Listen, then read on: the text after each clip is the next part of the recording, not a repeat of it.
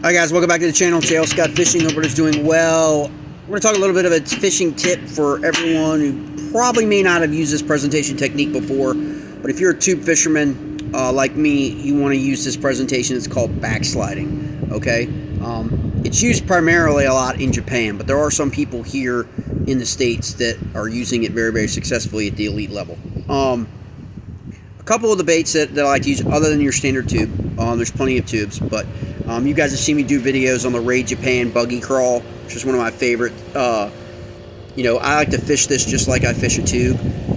In all the presentations, you can fish a tube just because it's the front of this is just like a tube, right? It works just like a tube. It's fat. Look how thick that is, and round.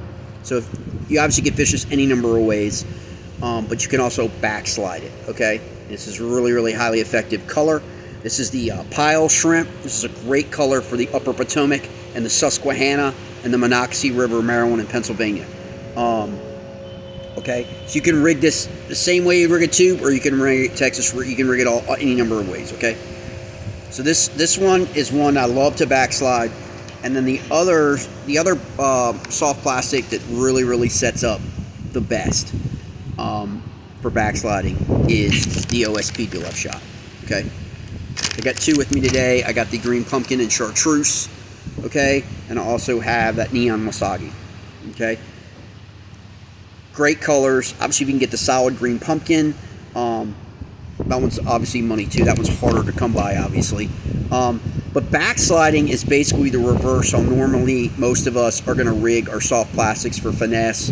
We're either going to rig it with a jig head. A lot of guys are even using forward-facing sonar and scoping with these baits, okay?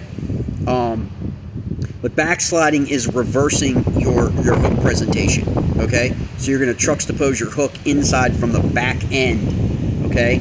So what happens is you're pulling that bait, you're going to let it fall, and you're pulling that bait out of the cover or the grass, okay? If you light grass, not really the heavy grass, but if you can get around lighter grass, you pull that, okay?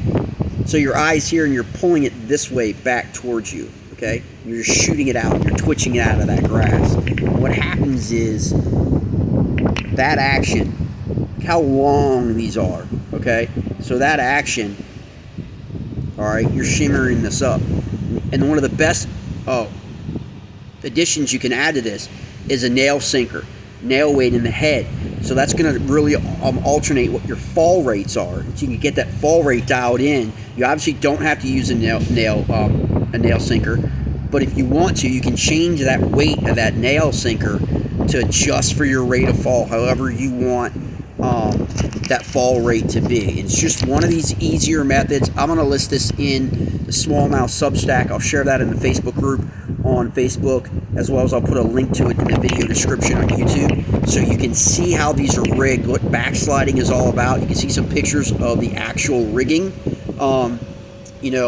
and the effective presentations to use these. But these are the DoLive shot.